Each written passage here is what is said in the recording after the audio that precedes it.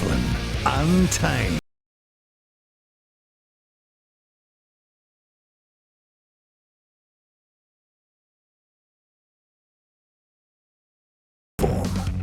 Welcome to the podcast, people. Martin Devlin, Auckland War. iOS, it's only sport. That's the name of our live radio show on the platform every afternoon, 1 till 4. You got to download the platform app, subscribe to Platform Plus. You get a whole lot of benefits attached to that. We just talk sport, sandwiched at the end of Sean Plunkett between 7 and 10, and then Michael Laws between 10 and 1.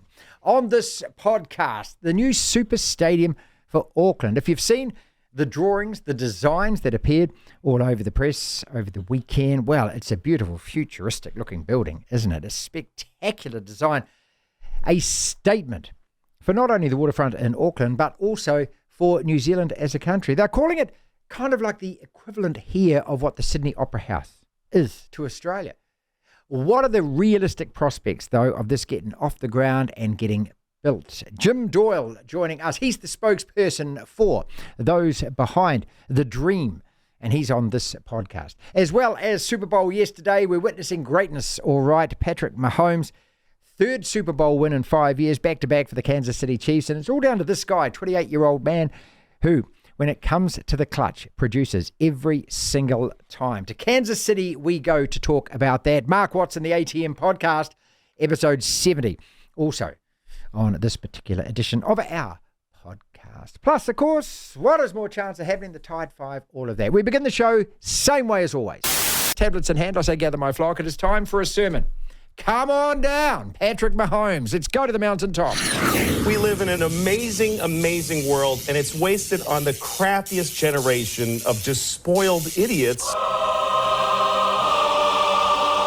You gotta love genius. Nothing better in sport than when under pressure the best players stand up and do what they have to do, what you expect them to do what they do best because they are the best. And yesterday in Super Bowl 58, Kansas City's quarterback Patrick Mahomes did what Patrick Mahomes does, and that's guide his team to win. Michael Jordan called it winning time, the legendary Chicago Bulls GOAT, and he is the modern-day greatest of all time when it comes to winning championships. 6 from 6. Jordan knew that the only thing that mattered was producing his very best and being at his most clinical, dropping the dagger when it mattered most. This is the third Super Bowl where Mahomes and his team have been behind at halftime and again during the fourth quarter, and he has led them to victory. Whatever else is said and written about the guy, that for me is what makes him the best player in the NFL right now. And he is, without question, because he delivers in the clutch.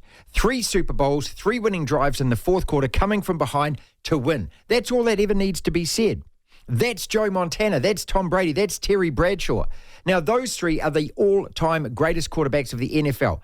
Montana, 4 Super Bowls, Bradshaw 4, Brady 7. Now, Mahomes has 3, and who's to say he won't go on from here and eventually even overtake Brady's record? 3 in 5 years is a hell of a good start. And let's not forget he's only 28 years old. Brady won his last one for Tampa when he was 43.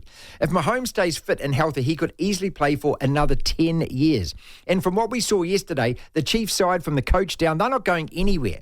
They now want a three-peat. That's something that's never been done before in the NFL. Back-to-back is rare enough. 3 on the trot has always been considered an impossibility. Patrick Mahomes is as good at what he does as any other athlete on the planet. We are witnessing greatness here, people. Sit back, and I hope you're enjoying it. Devlin. What do you want? We want information. Information. You won't get it. The platform. Locked-in headlines. Lunch in the cricket. This is day 1 of the second test between the Black Caps and South Africa in Hamilton. Hamilton, yep.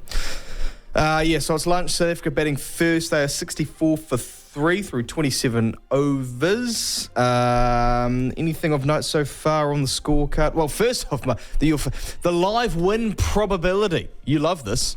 What do you think it says right now? If it's got South Africa at anything over 5%, it's just rubbish. It's got South Africa at 12%. It's got a draw at 12%, which means what's the percentage that New Zealand won this test? 76. Good maths. Okay, I mean, it should be 96. It should be 196%. You can't have 196%. There is no way that the Yappies are winning this. You never know. What is more chance of happening? Okay, hold up a second. Super Bowl 3. People said that about, the New York Jets. No one thought Leicester City were going to win the Premier League title. There are weird things that happen in sports. You can't sit here and say that South Africa have no chance of winning this. They have no chance of winning this. Well, I will be proved right. You're wrong. I will be proved right by now. Friday. Sorry, but I hope we lose now, just so that you can be proved wrong. In terms of the wicket takers, Matt Henry, Neil Wagner each taking one. Will O'Rourke on debut has one as well. Will O'Rourke given up 12 runs. He's bowled 5 overs. He's got a maiden. Not bad stat line early on. Is it test cricket that maidens don't really matter in? Not really, is it? Also, if you can get a maiden one day. Yeah, anyway. Rambling on here. As widely expected, Will O'Rourke, as I say, made his test debut.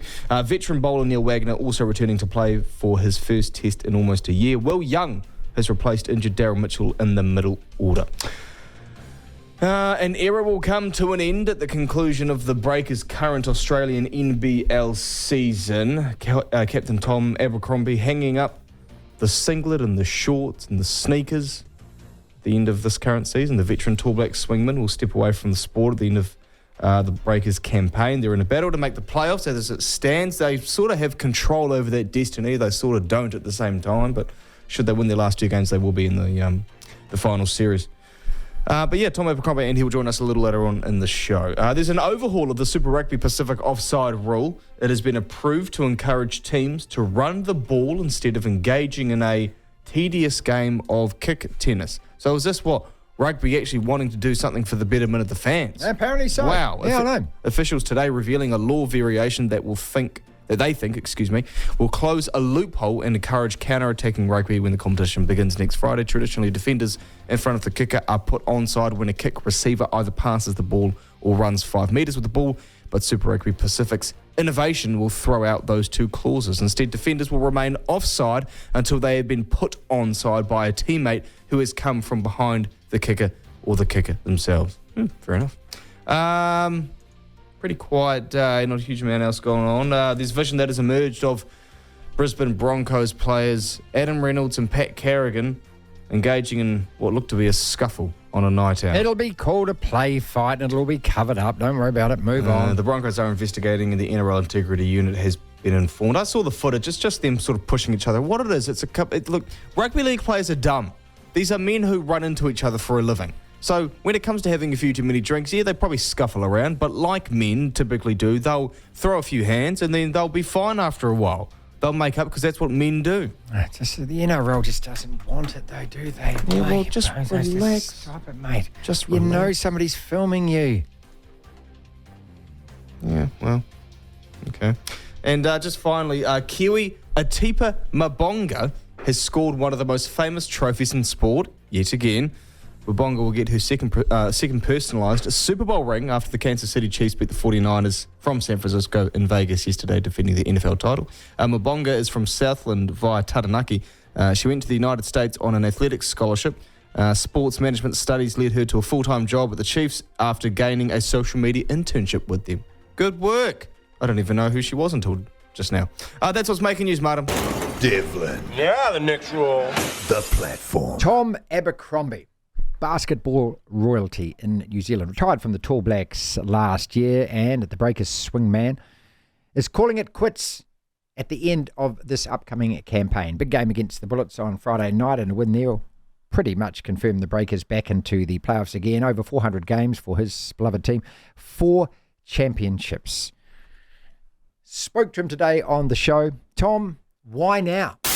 Oh, look, I think after 16 years, playing professional basketball and all those years with the Breakers, it feels like the right time. I'm very, very at peace with the decision to move on and explore some different challenges and adventures, and proud of everything that I've achieved at the club here and all the wonderful people I've been able to share that time with. But as I said, all good things come to an end, and we're not quite done yet. Hopefully, there's another chapter to add, and we can make a good push in the playoffs. But it's a funny one. Been thinking about this day for a long time, and for it to actually kind of be here is quite surreal. Yeah, look, after retiring from the Tall Blacks last year, was it always in your mind then, I might do a couple of seasons, maybe at the most? Yeah, look, I think I knew going into the season it's highly likely it was going to be my last one. I think probably about halfway through the season I made that decision and switched in my mind and started talking to family and made that decision that this was going to be it.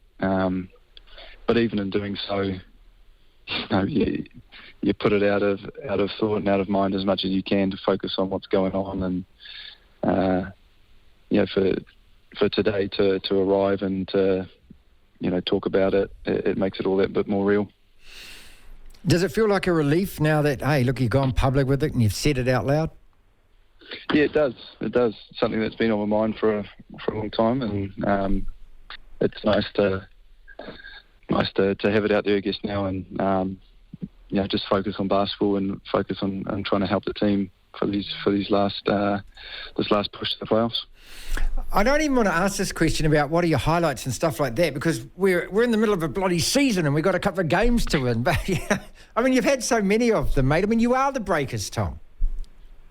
Yeah, no, I've been incredibly lucky and fortunate to play for a long time and play through some eras and championships and all that kind of stuff. And there is so many highlights and so many wonderful teammates and people that I've been able to share those with. So it is very difficult to nail them down and give you a few, but certainly winning the championships will stick out for me, and a lot of firsts with this club, the first team to win a Australasian title and to get a parade down Queen Street was amazing. Just unheard of for a basketball team back in the day. So, lots of crazy stuff, and awesome to be part of it.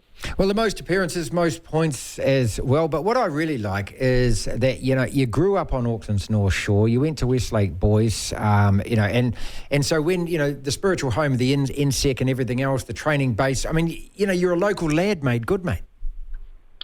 Yeah, and, I don't take that for granted. I've been incredibly lucky to play for 16 years for my hometown team.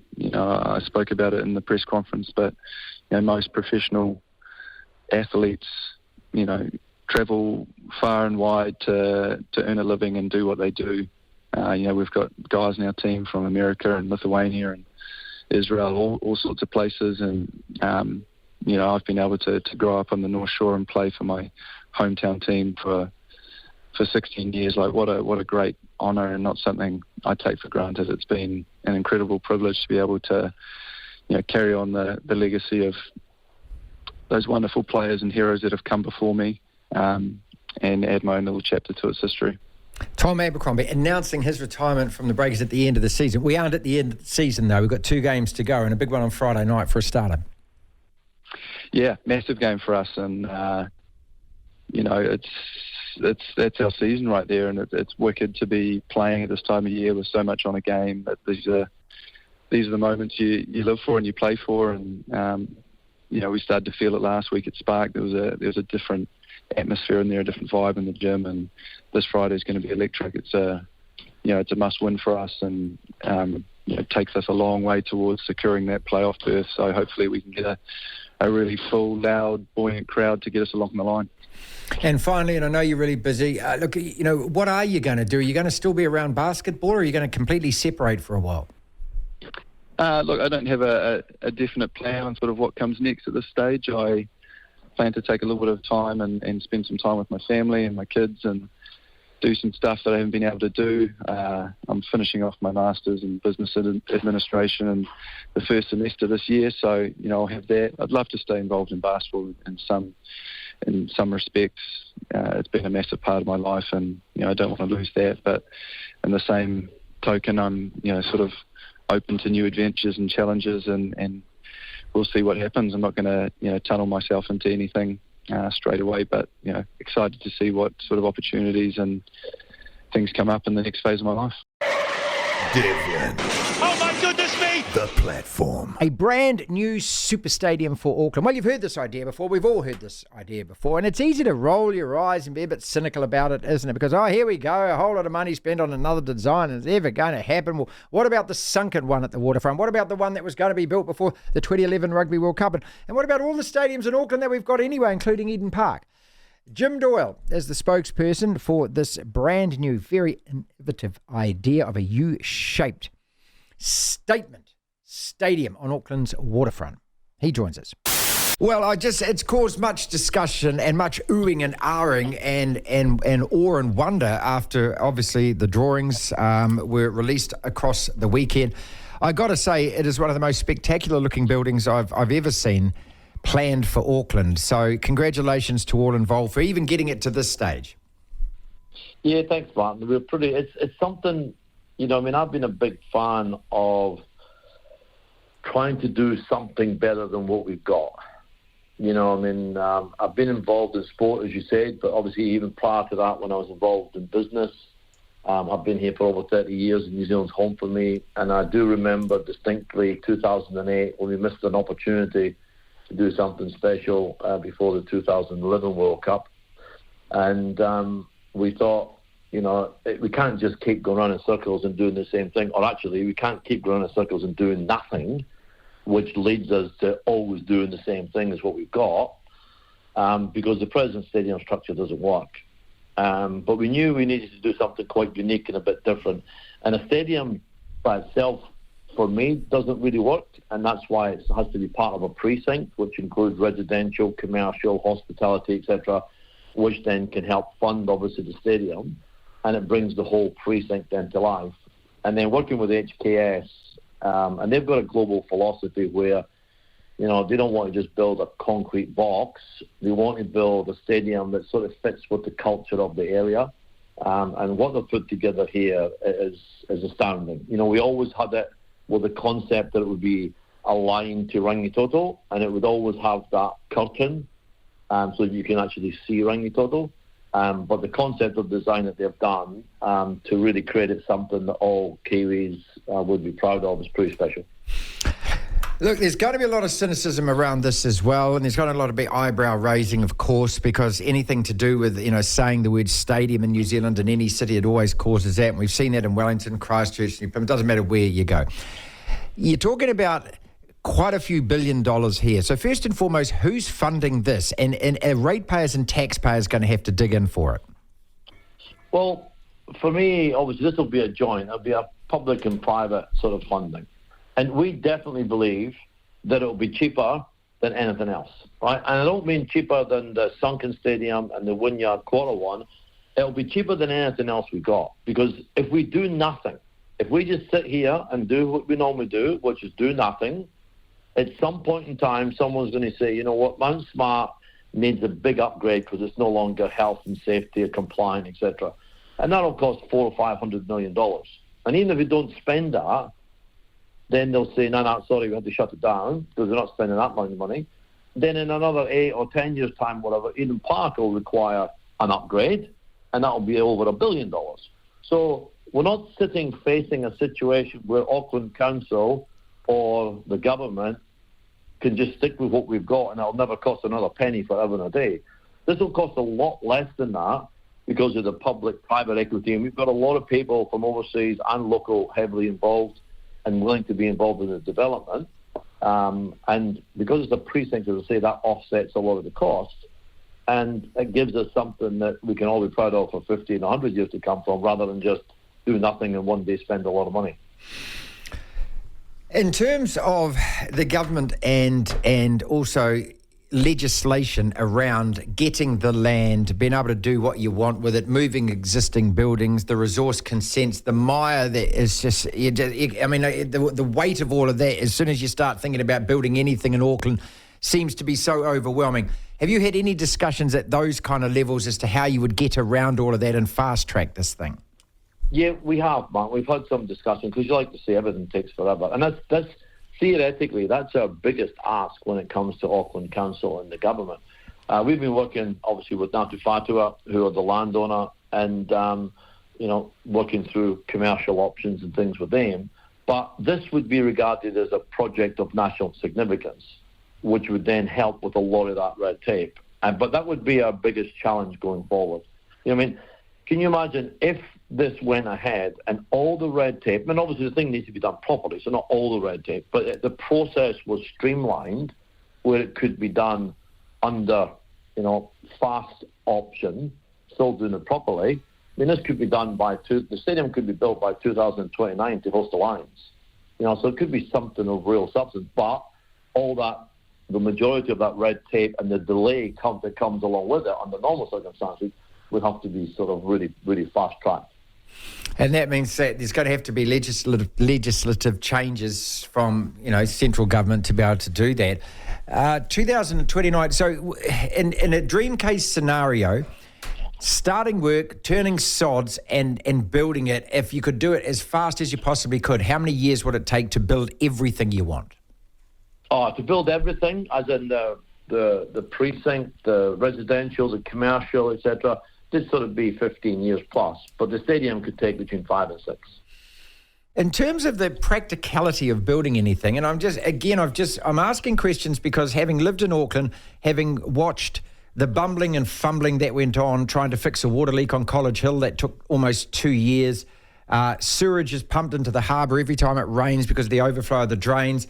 You get a crash on the motorway, the whole city goes into gridlock. Down that part of Auckland around Commercial Bay and that, Jim, as well, it's road cone city. They've been working on that part of town for a decade or more now. And so just the practicalities of Auckland or New Zealand being able to get its act together and actually physically do this. We had a light rail plan where they've spent billions of dollars doing nothing apart from talking and sending email trees around, and that's now been scratched. So, are we actually as a country even able to finish a project like this? Of course, Mark. Of course we can. I mean, we can all take the glass half empty, and if we did that, there's a lot of roadblocks in creating something like this, and therefore you just give up at the first goal. But, I've been here for over 30 years, and I remember when I first arrived here, there was no such thing as the Viaduct Harbour. There was no pubs in the city and anything like that close to the waterfront. There wasn't a Viaduct Harbour, there wasn't a Wynyard Quarter, there wasn't a Commercial Bay, there was no Britomart, and they're all there now, and yes, obviously some things take significantly longer than they should do, but if we think about where we want to be in 50 years' time, that Te Tangaroa and that eastern side of the city looks pretty crap, and therefore it would help reshape the whole waterfront, including Wynyard Quarter, Viaduct Harbour, etc., Commercial Bay and Britomart. So we can achieve things if we really put our mind to it. To hear the full interview, download the platform at the App Store. Via Platform Plus, you can go back and listen to the whole show and all of the interviews in full. The Tight Five. 5 separate sporting topics, roughly a minute or so on each. And when the bell dings, well, that reminds us that we've got to get on to the next topic. Bledisloe Cup Test in Sydney, 3 p.m. start in Oz, 5 p.m. here. You like Patrick Mahomes. What more needs to be said about that man? As far as the Super Bowl, though, got a few questions. Did the right team win?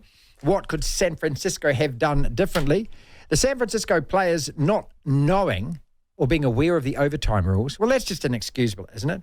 And Kelsey yelling at Andy Reid. What do you make of all of those, Lachlan? I want to ask you that. Travis and Tay-Tay. Can't two people just fall in love in private? No, they can't. Not when you're the world's biggest pop superstar. Second test here. I want the winning percentage again for South Africa to be updated, mate. 1980 today, we beat the Windies by 1 wicket in Dunedin to seal that series. We'll play you some highlights of that closer to 3 o'clock. Super Rugby kick tennis. Lots of topics to talk about, but we'll start with the rugby. Bledisloe Cup Test, afternoon start in Sydney. They're saying that, the reason is because, well, as Mark Robinson says, they ran out of time and it's much better to, whatever reasons they come up with, they change it at a whim, don't they? Night rugby was the only way that we could see Test rugby because that was the only time that it could ever be played. However, in South Africa, they play in daytime. In the Six Nations, they still play matches in daytime. Here in New Zealand, though, we're not allowed to have a test in the afternoon, but we did have one last year in Dunedin. Kind of nice, wasn't it? And now this one out of Australia. So it's a 5 p.m. New Zealand start. Look, I'm in favour of it. I like afternoon rugby. I like these sports played with sun on back. Yeah. I don't have a problem with it at all. I love it. And I don't know whether it's going to lead to a reduction or an increase in audience. And those figures are always doctored, aren't they? And we get different percentages. And what was it when World Rugby came out with? It was a 33% in viewing hours, wasn't it, for the Rugby World Cup? 13% increase in viewing hours. Yeah, not viewing public or people, viewing numbers. No, it was hours. So it's always manipulated. But look, when it comes down to it, play a game of rugby in the daytime. And look, a whole generation has actually missed out on this. I remember going to a Peter Bush exhibition before the 2011 Rugby World Cup. The famous All Black photographer. And it was all in black and white. But it was all in daytime. All his photos were in daytime. And that's the one thing that you notice, like, my God, they didn't play at night back then. It wasn't even... Why did they change it? Well, TV viewing figures and Sky Sport and the thing and the before you should wash your mouth out. Bloody, I with don't know water. the things and going to Fiji and they're playing in San Diego and balance sheet propositions that obviously is not fit for purpose. Well, we'd rather invest in diversity and equality and mirror If one were to look in the mirror, things one would see that one is in fact coming round and doing bloody thing and bloody yeah. I don't know, Lachlan. I don't work for the bozos, mate. What more could San Francisco have done yesterday to win that Super Bowl? Converted in overtime. Yeah, but look, when they had the ball in overtime, very debatable for them to actually start with the ball because it's no longer golden touchdown. Both teams get a go at it, even if you get a touchdown, I'm pretty sure. Okay, hang on a second. Let's just stop there for a start, okay? How come the San Francisco 49ers players weren't aware of that? I don't know. Patrick Mahomes says that him and his Chiefs players got bored during the week. At every meeting, Andy Reid would explain again what happens in overtime. And he did it right throughout the playoffs because the rules had changed. Yeah. And the San Francisco players are unaware of that. Is that a fail from Kyle Shanahan? Yes, it is, isn't it? Yes. It has to be, doesn't it? You're the coach. You prepare your team. Yeah. They're clearly unprepared. So that bit was, that was a questionable call. Now, they were marching down the field after a few dodgy plays. Their run game looked really, really good in the overtime, the Niners, and they were getting yards and first downs, and they were milking the clock, which was good. And then all of a sudden, they had a couple of plays in the red zone, and they couldn't get that last first down, if you will. And then they got down to 4th down and 4 and decided not to go for it and kick the field goal, which was a bit risky. I actually would have gone for it, because if you didn't convert that chance, or you ran the ball and fell short, you're still pitting the Chiefs on about the 8 or 9 yard line. And meanwhile, you're up by 3, but then they still start at their 25 or 30 yard line. So apart from those two moments, not starting off with the ball in overtime and then kicking the field goal instead of maybe going for it on 4th down, I don't know if there's much else they could have done. Look, when you get to overtime in a playoff game, or in this case, the Super Bowl, the defenses are gassed. They are absolutely gassed. So there's no point sitting there saying, they had to make plays on defense. It gets to a point in the game where they're just so exhausted that it gets taken out of the game, particularly when you're playing such a good quarterback in Patrick Mahomes.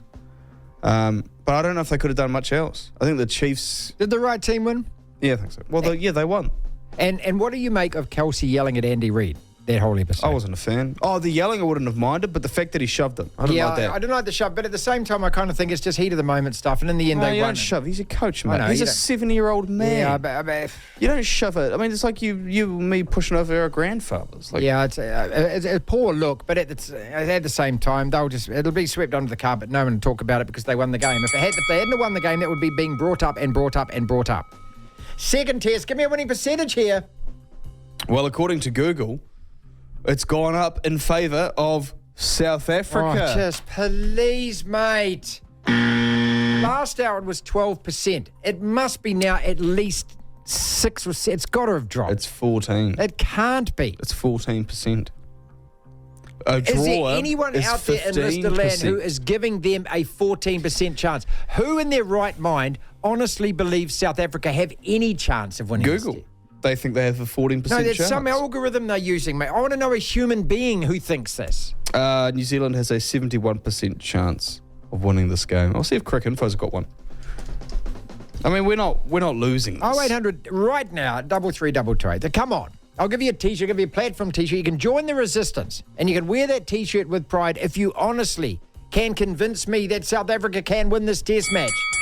Any chance. 1980 today. If you're old enough to remember, you'll never ever forget it. Stephen Bock, leg by. We were 9 wickets down. We only needed 100 and something to beat the West Indies and win a series against them. And that was the windy side that pretty much absolutely moosed everybody that they played.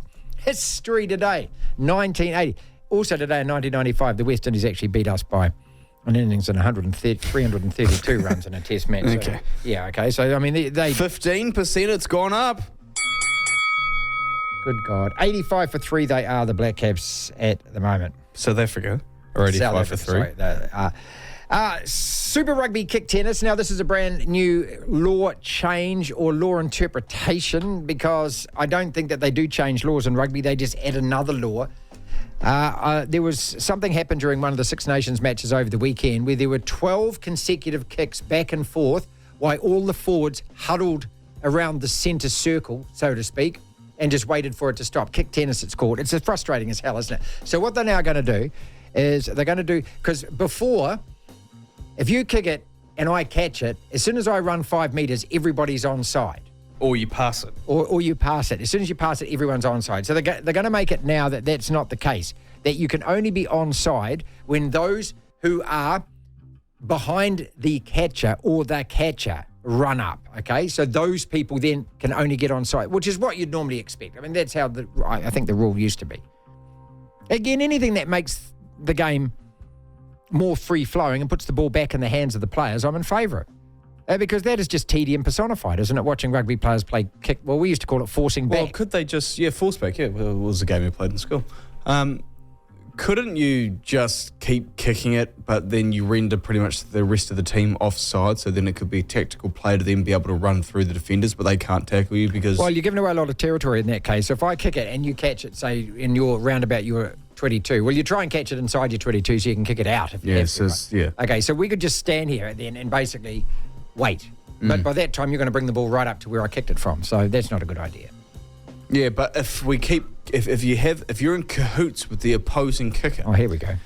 And you both are kicking to each other, and then you play the opposing players offside, so pretty much everyone, bar maybe a handful of guys, and the game is now offside, then the next guy could just quickly run through the defenders, couldn't he? And then score a try. Let's finish on Tay and Trey. And I tweeted about this before. Look, all the haters just need to F off on this, don't they? You got two people who've fallen in love, clearly. I've just watched some video of them celebrating in a nightclub afterwards, and they must have had a private nightclub. Or the Have you seen Jason Kelsey, his brother? Yeah. He's wearing a Mexican wrestler mask. Yeah, I like that guy. Yeah. That guy's slightly unhinged, I think. He looks fun, doesn't he? Well, he's like a potato farmer. There's something about him, he just looks like a good dude. A good dude to get on the razz with. Yeah, I would think that offensive linemen in the NFL are strange buggers. Because, well, it's like front rowers, isn't it? I mean, what you do for a job is butt heads with other guys the same size. So you've got to have a sense of humour about this. Well, they have their own front rowers club. I should imagine they'd have their own O-line and D-line clubs, wouldn't they? I'll tell you what, they go through about 6 boxes of beer in an hour. Oh, and look, and 3 cows, mate. You know. But, I don't get why people are just hating on the fact that, I mean, look, they're never going to be able to live a private life and have a private relationship. Everyone is going to be trying to catch them, get photos, find out bits and pieces. It must be weird everywhere you go, knowing that somebody's going to film you, that you're never going to get no private time. I suppose, I'm not bleeding from the heart here for Taylor Swift and Travis Kelce, because they'll probably just fly off to her private island in her private jet. It's not that bad a lifestyle, really, is it? No, that's the trade-off as well. Yes. Yeah, sure, your relationship's in the spotlight, everyone's talking about you, you get no privacy, but you're also millionaires. No, billionaires, mate. Yeah, well, she's a billionaire. Yeah, so... And now he is as well. Yeah. Don't sign a prenup, Travis. Well, just sign something that says when the relationship ends that you don't write an album about me. Devlin. Super Bowl 58 yesterday in Las Vegas, and of course, it was a love story. I'm not talking about Tay and Trey. I'm talking about Patrick Mahomes and his legion of Kansas City fans who simply adore this young man. And why not? Because he is delivering when it matters most. And that's the key thing in sport, isn't it? It's about what Michael Jordan has always called winning time, performing when you need to perform the most. And Patrick Mahomes, for the 3rd time in 5 years, guides his team behind in the 4th quarter to win the NFL's greatest prize. And let's be honest, one of world sport's most sought after. Our man is Stephen St. John, and he hosts a show called Sports Radio out of Casey. Mate, what is the vibe going on at your place at the moment? I tell you, it's unbelievable because, now the Chiefs are officially being called a dynasty. This is their third championship in 5 years, and if you remember, the last time they had a chance to go back-to-back and win back-to-back championships, they lost to Tampa Bay in the Super Bowl. So then the following year, they didn't even make the Super Bowl. So to come back and win 2 in a row and become the first NFL team in almost 20 years to win back-to-back championships, it's really unbelievable, especially, earlier in the season when they were struggling. It just didn't feel like this was going to be a season that ended with a championship, but they saved their best football for the playoffs, and here we are with planning another Super Bowl parade for Wednesday. Patrick Mahomes, there's so many things I want to ask you about, but this guy here, Michael Jordan called it winning time. It's the ability to perform at your very best when it matters most. And that's 3 Super Bowl wins now, where this young man, and he is a young man, let's not forget that, has led his team, who are behind in the fourth quarter, to victory. What does that tell you about him and how great he is as a player? It's funny you said Michael Jordan, because that's really who we compared him to on my show this morning, because it felt like this was his Michael Jordan moment, similar to when Jordan hit that game-winning shot against the Utah Jazz in the finals back in the 90s.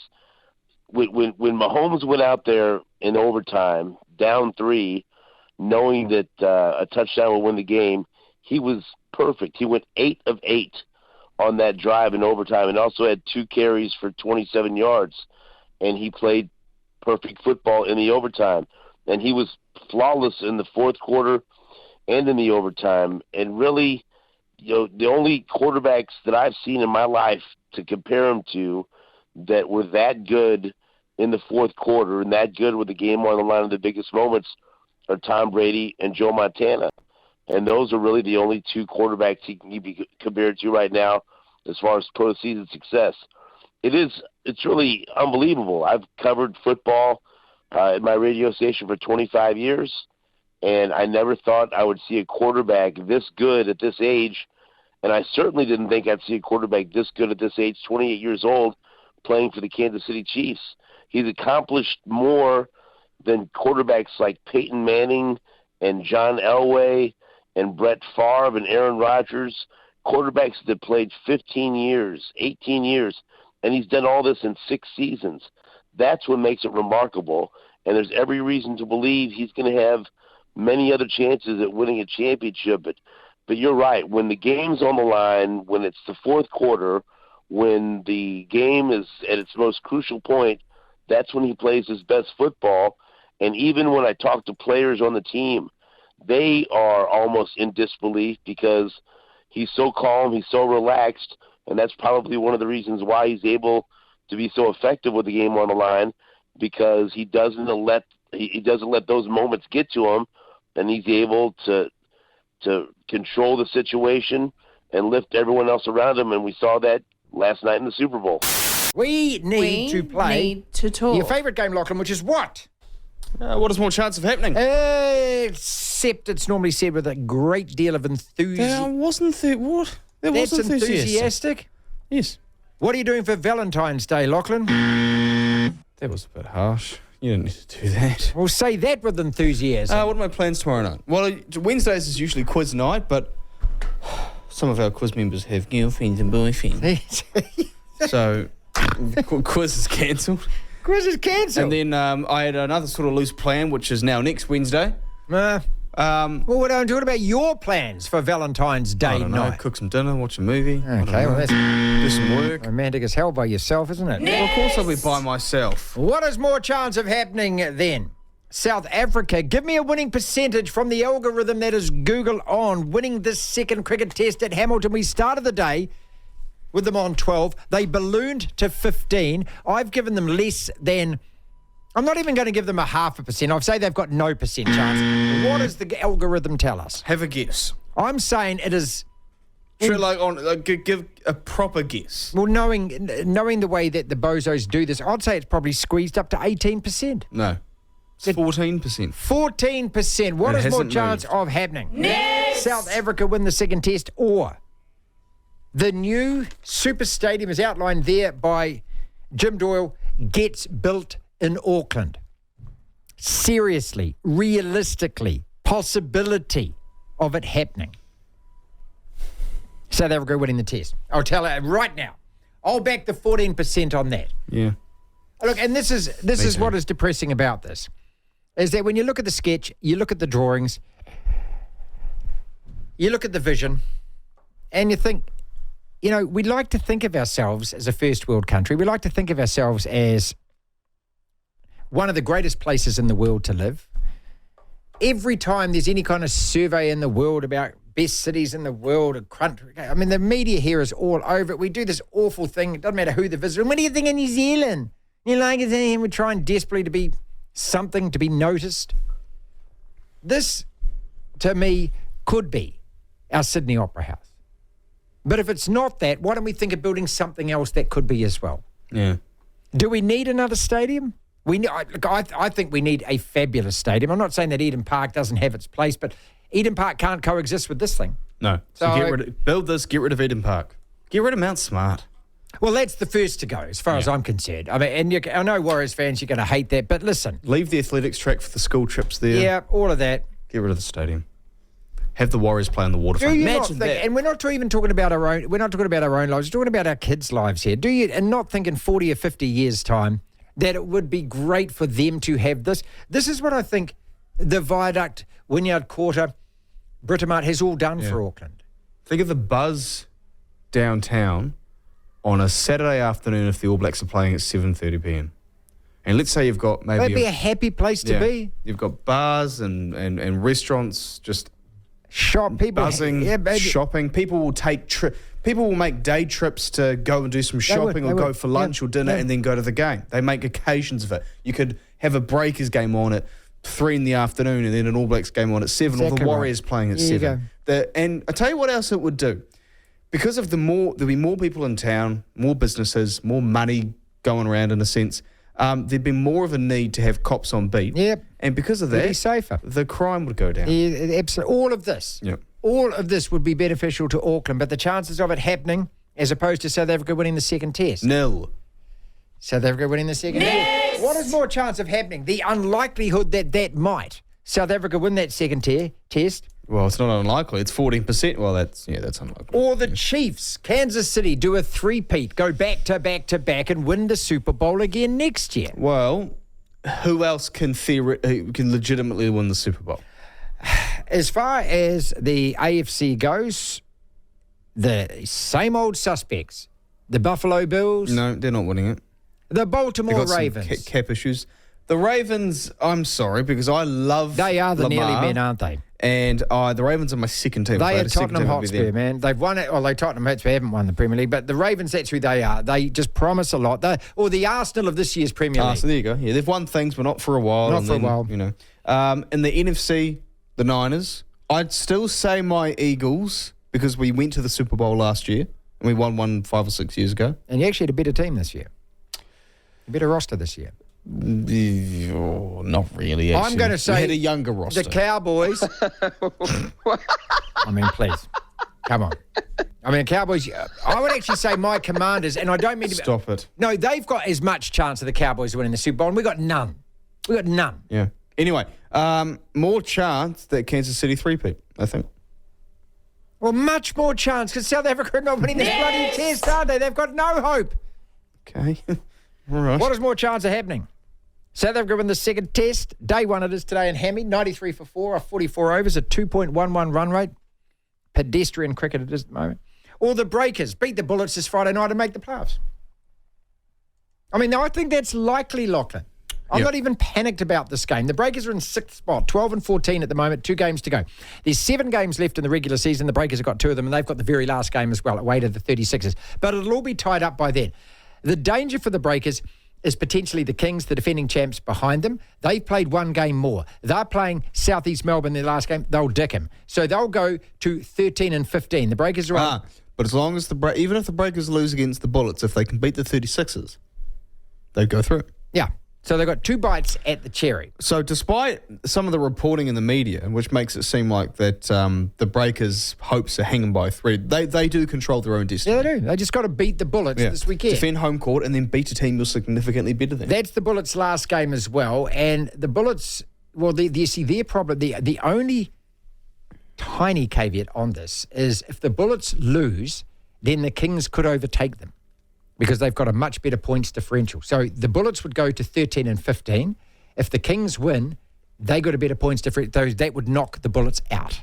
Yeah. So they do have a fight on their hands, and they have a playoff place to play for as well. So it's not going to be a gimme, but I think that the Breakers are a better team, and they should beat them. Yeah, they should. That's got much more chance of happening. Much more chance of happening. Next! What is more chance of happening? South Africa win the second test versus New Zealand at Hamilton. And we're just about to reflect on some amazing cricket history for New Zealand in a second. Or Travis and Tay get married before year's end. She was with her last man for 6 years. There you go. And they never got married. Okay. But I tell you what, 6 albums later, 1 for each year of their relationship. Poor sod. Well, and signed one hell of an NDA too, didn't he? Yeah. You know. I mean, you do not get anywhere near that girl without 10 lawyers in the room and a watertight contract. Whatever you get up to behind closed doors stays behind closed doors.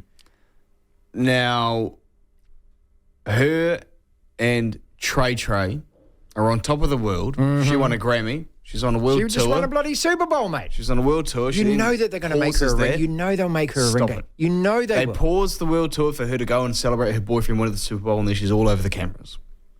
And Travis Kelce has a couple of big players and wins the Super Bowl. They're high on life. They're high on some other things. They love each other, but mate. They're high on life. They're high on their love. They're in love. And there's going to be a parade in Kansas City. You know. And he's going to drop on a knee and propose. Or he's going to, throw the... Yeah. Patrick Mahomes is going to throw the ring and he'll catch it. Yeah. And then hand it to her. Now you're talking. Apologise to Me is the Mark Watson podcast, ATM, episode 70. So many topics to talk about with Watto. He casts his expert eye over all things, including this Super Bowl, including Erika Fairweather and Eliza McCartney and their prospects coming into the Olympics, TMO, rugby, refs, all of that. You'll get a snippet size portion of that podcast on this podcast starting now. A brilliant performance over the weekend in the pool and with the pole vault. And these 2 young women, Erika Fairweather, I don't think we can underestimate the importance of the very first ever world title in a pool for a New Zealander, Mark. That was brilliant, wasn't it? Yeah, tough sport. I'll always say this about swimming. I'm often asked what I think the toughest sport is, and I often say swimming because I think you're an elite athlete from the age of 9, 10 and 11. It's a sport that's governed by technique as much as it is covered by endurance. It's a lonely sport. You don't get the visual stimulation. So just to be able to hang that long in the sport and achieve great things is remarkable. Now, she won a world championship and she will forever be Erika Fairweather, world champion over 400 metres. Some people might put an asterisk next to it because, let's be honest, the big 3 weren't there. No Ariana Titmus, no Katie Ledecky and no Summer McIntosh. And they are, without doubt, absolute superstars. What does it mean for the Olympics? The 3 names I've mentioned, Martin, are still 3 or 4 seconds quicker than her. I think at very best, come Paris, I think potentially could steal a bronze medal. Can't see her winning still gold and silver because Titmus, Summer McIntosh and Katie Ledecky have all gone 3:55, 3:56. And Fairweather swimming 3:59. Now, to find 3 seconds is not something you can just go and do in the space of the next sort of 4 to 5 months. I guess the other concern is why aren't those big 3 there? So what are they doing? They clearly believe that they want to build at this time of the year. They don't want to be in peak fitness. So interesting to see that different swimmers approaching different models when it comes to the Paris Olympic Games. But as I said, when it's all said and done, 5, 6, 7, 8, 9, 10, 20 years from now, no one will remember who wasn't there. They'll just always see Erika Fairweather swimming world champion over 400. I think the women's 400 at the Olympics might just be the blue ribbon event of all events with those 4 names, including Fairweather in the mix. Who will pick up those medals? There is nothing in it the legend of Ledecky, Chip Miss, the world record holder, Olympic champion, and then the 17-year-old sensation out of Canada, who actually Fairweather did beat last year at the World Championships to win bronze. So great to have a Kiwi again in the mix in swimming. We haven't won an Olympic medal since 1996, Martin, in Nepal, and that was Daniel Loader, of course. And Eliza McCartney, I mean, I just love the fact that she's actually back to jumping, at these heights, 4.84 metres after all the injury problems and everything. I think anything that Eliza achieves, if she does win a medal at these Olympics, is an absolute bonus now. At her age and stage. I mean, she burst onto the scene at such a young age, got that bronze. We all thought she'd go on from there, but some of these injuries are absolutely crippling. And to come back from that, I think, and to see her do that was just really heartwarming over the weekend, I thought. Yeah, look, I'll be honest, I put my hand up. I thought maybe the bronze medal in 216 might be the pinnacle for her, and it still might end up being her greatest achievement. That's not to say that she can't potentially jump higher than what she did in Rio. And you're right. I mean, she's been just crippled by Achilles injuries over the last 8 years, which is a nasty injury. There's no easy way through it. She's seriously done a lot of work. She's made some adjustments, going off a shorter run up at the moment. And to go 4.84 m and be world leading in terms of, no athlete so far has gone higher this year is a remarkable achievement. And if you're jumping in the 4.80 m consistently, you're in the medal hunt at the Olympics. The Olympics just does strange things to people. You can come in there with all the form in the world, but you've got to deal with those peripheral things of those Olympic rings and everything that goes with it. So if she can stay fit, stay healthy, I still think she can go into the 4.90 m. There is no reason why she can't back up what she did in Rio 8 years ago, possibly even surpass that, possibly even go on and win the Olympics. But I think the big challenge for her is just staying healthy between now and Paris and just continuing to build and managing those injuries, because you do sort of sense with her that, it's a very fine line. And she's typical of a lot of athletes. I used to run with a lot of runners who were really talented. Some could handle big miles, some could just endure everything. And for some reason, some athletes just constantly injured. And it wasn't through, a lack of supplementary work or anything. Just some people are just prone to injury. And so, look, she was a wonderful story in 2016, a bronze medal, but we felt like it was a gold medal. That smile, she endeared herself to the public, and suddenly we sort of see, 3 or 4 athletes now in women's pole vault in New Zealand. And that's what they do, don't they? They show the next generation that it can be done, that a population of 5 million at the bottom end of the world, we can still produce world-class athletes in some of the highest profile track and field events. Finally then, an article by Gregor Paul, and I like Gregor, got a lot of time for Gregor, about the 2024 season hasn't kicked off yet, and already domestic followers may be feeling, as far as rugby is concerned, that access to the All Blacks has been squeezed. I'd like to point out loud and clear that the two people who started talking about this before anyone else were you and me, and as soon as NZR Plus came along, it was clear to me, very obvious, that New Zealand Rugby was going to start putting every single piece of what we call its content, meaning its players and their accessibility, only on that, and eventually they're going to ask you to pay to subscribe to it. We had Mark Robinson last year again do his management speak PR load of bollocks about how the game is going to be more fan-centric and we're going to be fan engagement. And here we go, Mark. I'll give you a couple of great examples, okay? We've got a Fiji test that could easily have gone to Fiji, now going to San Diego. We've talked about that. We had the Otago Highlanders playing the Hurricanes at an empty Forsyth Bar Stadium on the weekend as a pre-season warm-up, when that game should have been played in Kurau or Oamaru or somewhere small around the Otago district, where a couple of thousand people would have got access to those players. And now we're going to get our All Blacks, and the only way you're ever going to hear from them, mate, is if you log on to NZR Plus. There's going to be no one-on-one interviews. If you get to go to a press conference, you'll get a few minutes to ask one question, and then it'll be restricted. And everything is going to be this pre-packaged PR made for women's weekly content that we see from NZR Plus as it is already. It is a cheese pile with mozzarella laid on top of that and grated parmesan. And then if you're sick of that, well, we might even add some Colby and some Tasty and put some camembert on the board around it. Honestly, mate, this is what it's going to be like, ladies and gentlemen, from now on. They absolutely want to control the narrative even more that they control it now. Yeah, absolute morons. I just cannot believe that these executives, those that sit on the board, cannot just see the obvious. I mean, that as big as they think they are, rugby is still globally not a particularly big sport. It's still only 5 or 6 countries that can win it. I could understand it if it's Messi, if it's Barcelona, if it's some of these biggest brands, but even those clubs make their players a lot more accessible. I mean, I follow Liverpool Football Club, and you get on and you go behind the scenes, and as I said, everything they do is about the fan, and they clearly control a lot of the stuff that does go out, but it's still very, very engaging in the way they do it. But the players are put up. They're allowed to be criticised.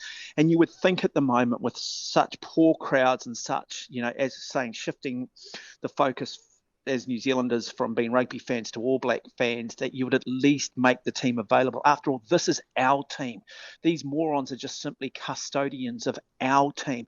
I mean, who the hell do they think they are? Who the hell do the players think they are? They're damn rugby players, for Christ's sake. They're not heart surgeons. They're not brain surgeons.